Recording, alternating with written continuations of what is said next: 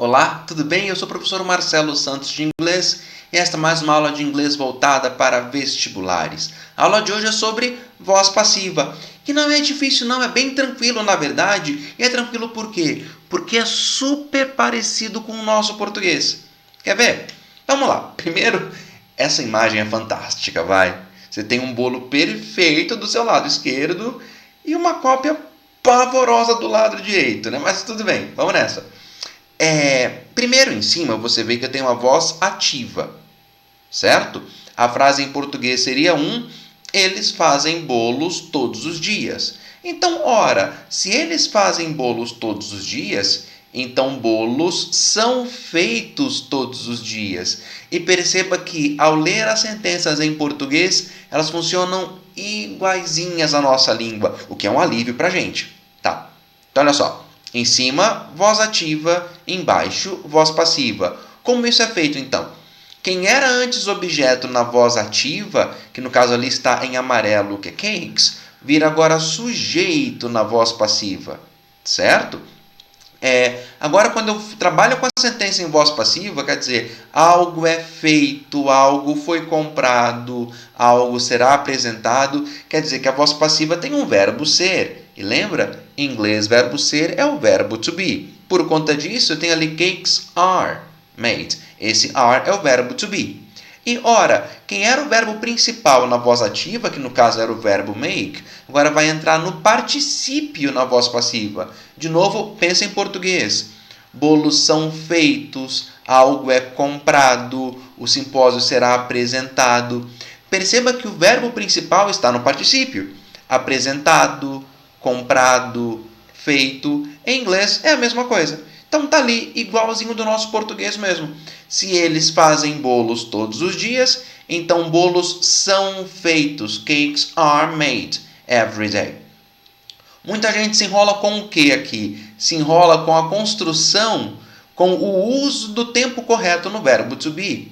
E note que ali eu coloquei em vermelho tanto o verbo principal na voz ativa, como o verbo to be na voz passiva. Para quê? Para te mostrar que os dois vão no mesmíssimo tempo. E é uma questão de lógica, porque se eles fazem bolos, então bolos são feitos. Se eles fizeram bolos, então bolos foram feitos. Se eles farão bolos, então bolos serão feitos. Percebeu que o verbo ser ele vai no mesmo tempo do verbo base na voz ativa? Não tem mudança de tempo verbal. Basta você repetir o tempo. Então, na verdade, é super simples. Desde que você domine tempos verbais em inglês. Aí está a grande questão. Entender voz passiva em inglês e aplicar o uso da voz passiva de forma correta depende de que você tenha um subsídio de tempos verbais. Senão você vai ficar patinando, você não vai nem conseguir reconhecer que tempo é aquele. Então é importante que você aqui estude tempos verbais. Mas em tese é fácil por ser igual ao nosso português. E aí na tela seguinte eu te mostro o uso de diversos tempos diferentes para você perceber como que o verbo to be ele vai variar de tempo de acordo com o verbo base da voz ativa e mais. Para você também perceber que o verbo principal na voz passiva estará sempre no particípio. Está ali, ó. The hotel serves dinner at 7. O hotel serve o jantar às 7. Ora, então esse jantar ele é servido às 7. Tanto que ali eu tenho o verbo to be no presente, está ali como is. Note que nas 4 sentenças de voz passiva eu usei served, quer dizer, servido, servido, servido, servido. Porque na voz passiva quem marca o tempo é o verbo ser. Algo é servido, algo foi servido, algo será servido. Este servido não muda mais na voz passiva.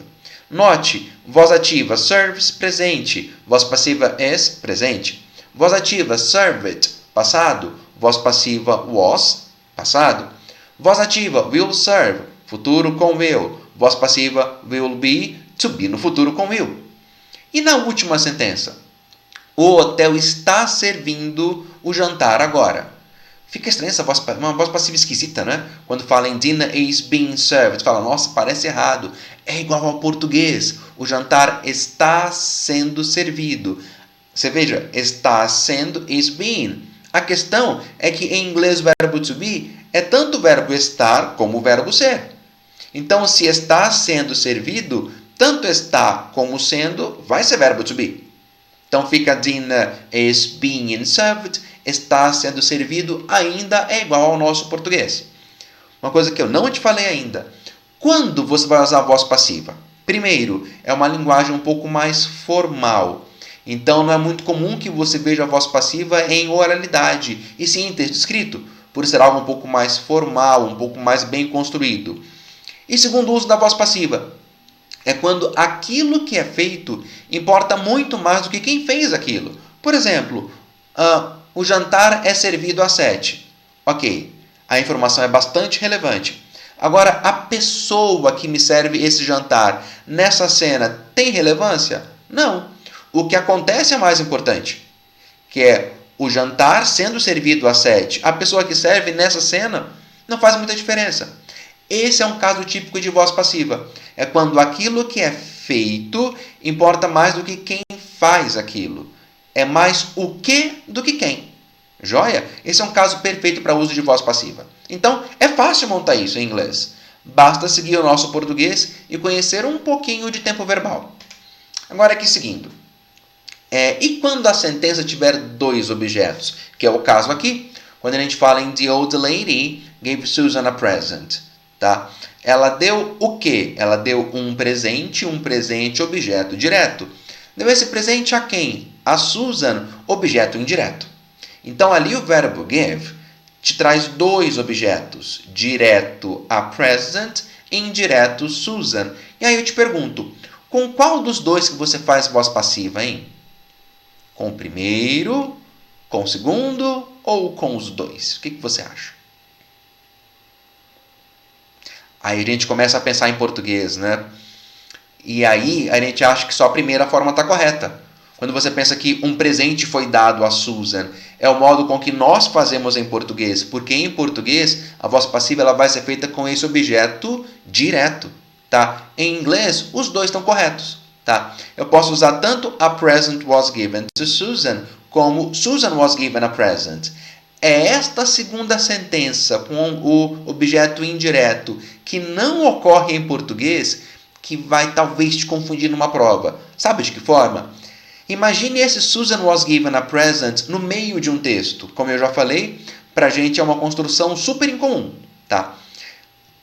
Talvez você com um pouco de pressa no texto leia que a Susan deu um presente. E não é isso, é o contrário. A Susan foi dado. Então ela ganhou um presente. Ela não deu. A ela foi dado esse presente. É a ideia contrária. Lendo isso com um pouco de pressa e por acaso lendo como se fosse voz ativa, como se fosse Susan deu um presente, você vai errar muito forte na compreensão de texto.